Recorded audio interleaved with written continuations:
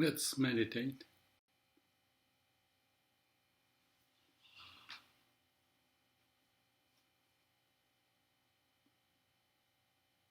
Do you know why you meditate? Why you ignore what the mind is doing? You are told when you meditate, don't think of anything, right? Do you know why?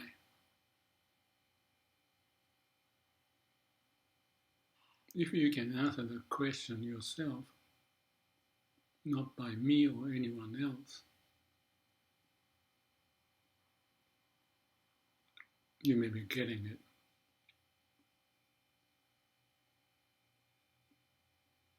Because even if you do learn something about meditation,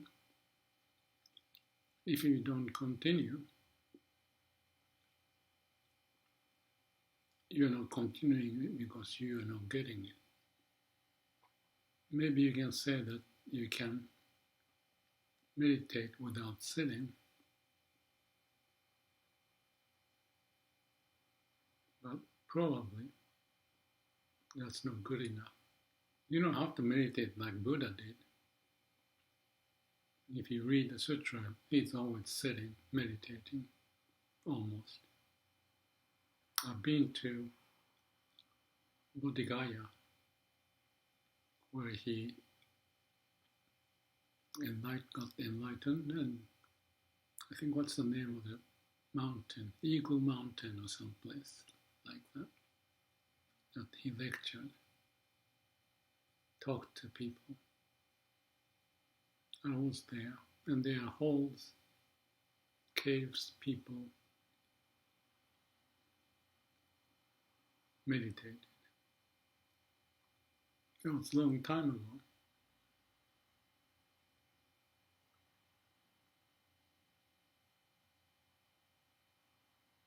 But it was impressive just being there. Anyway, when you meditate without thinking, you discover who you are, who you really are. Maybe. When the mind is busy,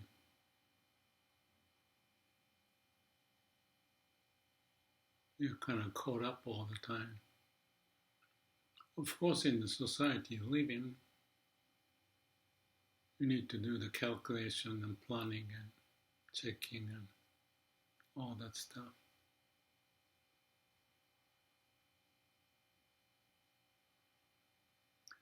It's funny, I was thinking that I live in this tiny hotel room. I bought the yoga mat, and I'm settling in. This is the 4th week now, and I start to like it a lot. I pictured me in this tiny room, organizing, and thought if you are flying on the rocket to Mars, you may not have this much of a space.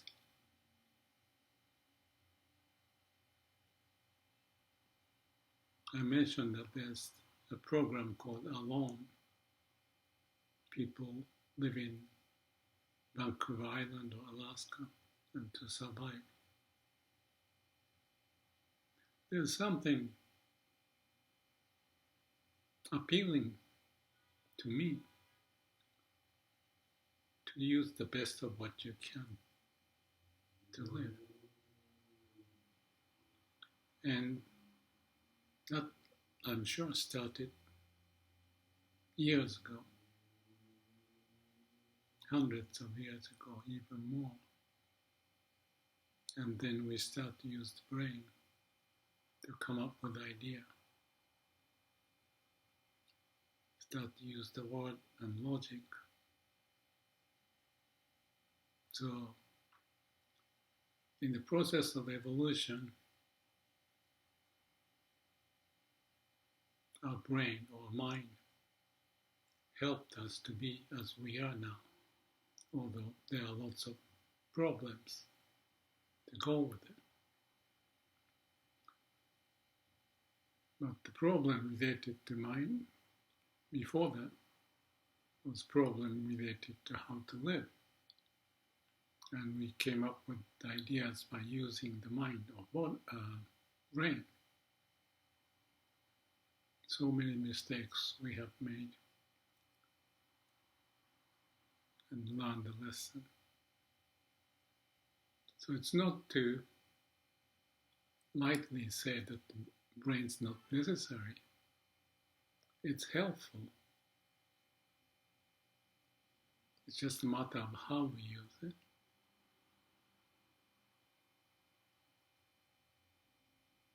I was watching today kids about 3 years old after playing pickleball. I was sitting and they came and they talked to me, brought me some gift. Not so curious mind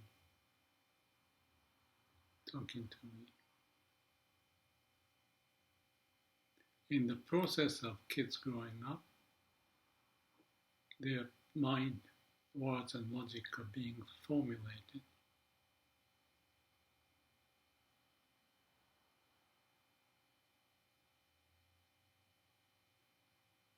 So that we can meet the need of how we may communicate. And we keep learning, or sometimes learning in a biased way and get us into trouble. Morality, for example.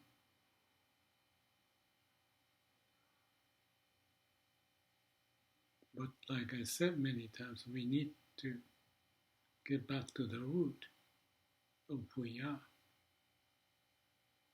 And to do that, you have to stop thinking and discover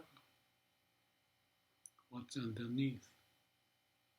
Discover unconscious part. Discover the life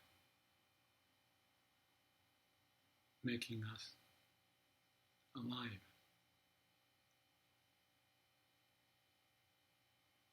In a molecule level. Even breathing.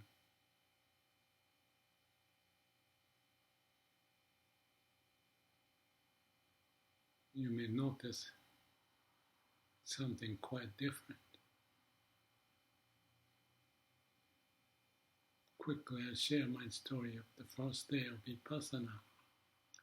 At lunchtime, I was quietly eating lunch and I saw a butterfly, not a butterfly, what's the name of that one, but hopper, flying, grasshopper. And I noticed my left nostril, maybe it was right, I don't remember exactly, had a sudden change of the airflow. And I knew it, what Anapana meditation and breathing was in that instance. That was as if to realize I'm conscious to be conscious.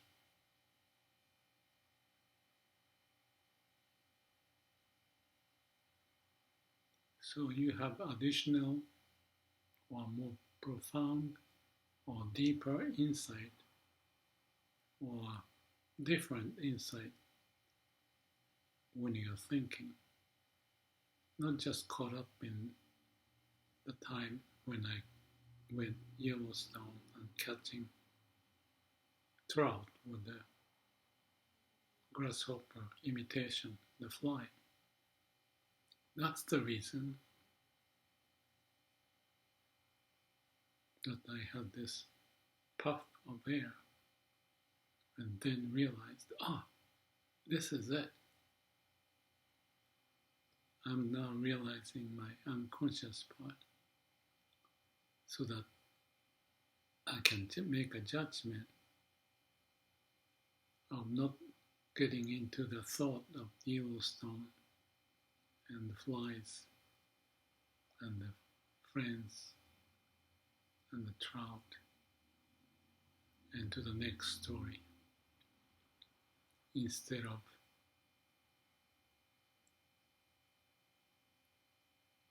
knowing how it happened and why.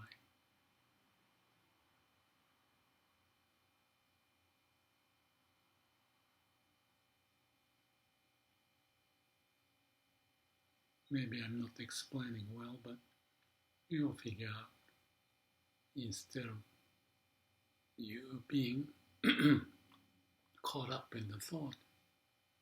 If you see yourself caught up in the thought, it's like you looking at the mirror. One of the four wisdom is the big, wide mirror wisdom. You see yourself. In the other video I mentioned about me knowing myself is self-realization. There's me and there's true me, true self. And that's what you may realize in meditation. So it's beyond logic, but I'm using words to explain it. So there's a difference between Christianity, for example, to Buddha's teaching, awakening. Christianity is already in the framework of duality, good and bad, and what's the sin and what you shouldn't do and what's the punishment. Buddhism goes beyond that, or before that, or Buddha's teaching and Taoism too.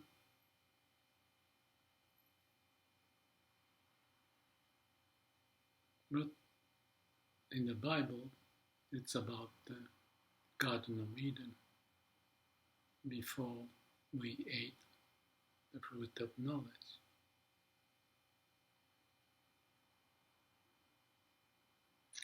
So let me stop here to realize yourself. Clear up your mind. Connect to your root. Have that energy directly processed in your mind instead of being bombarded by something that's not fit to what you really want to do. So you say no and be calm, quiet. Make the right decision with wisdom, compassion. For that to be cultivated, to find that mirror and more of different types of wisdom, meditation may help.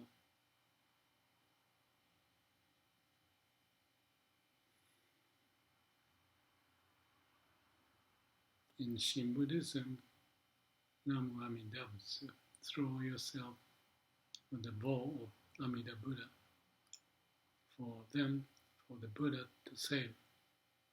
That's a different sect of Buddhism, but I see the same happening. They don't call it enlightenment, but the belief is proven when they get that state, as if awakening happens in meditation.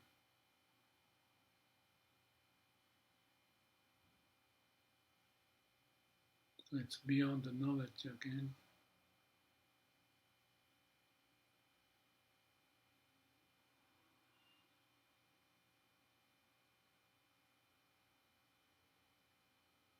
How much knowledge you accumulate, How does it help versus finding the insight, the wisdom, making the right decision? For that, we are to transform ourselves, and meditation is a way, the samadhi, state of no mind, no self.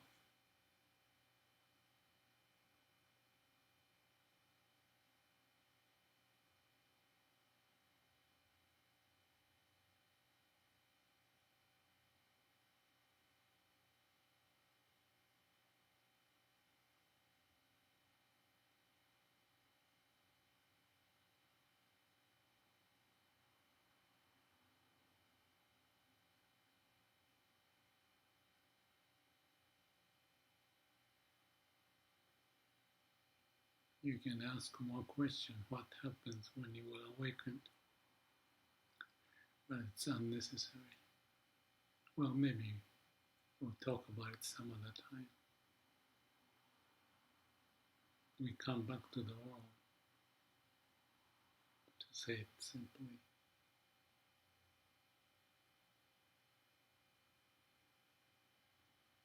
With the mirror with us, the state of samadhi as a foundation.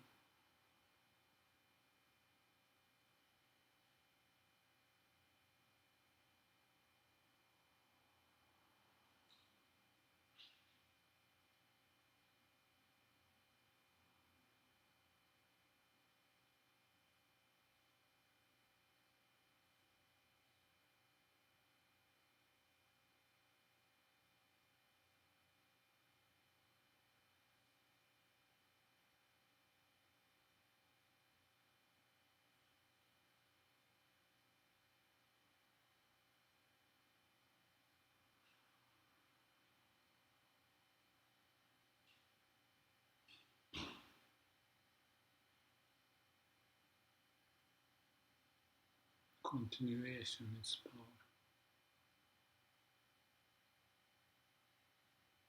If you're doing the right thing.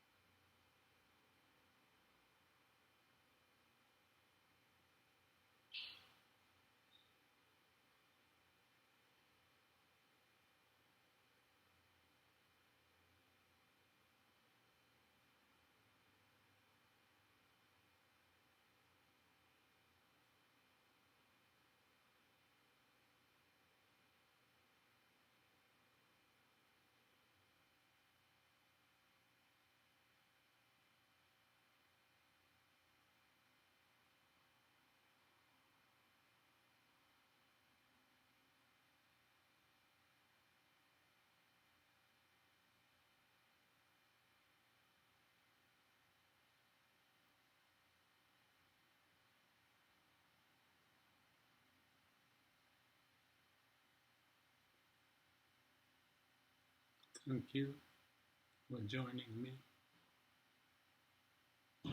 May all beings be happy.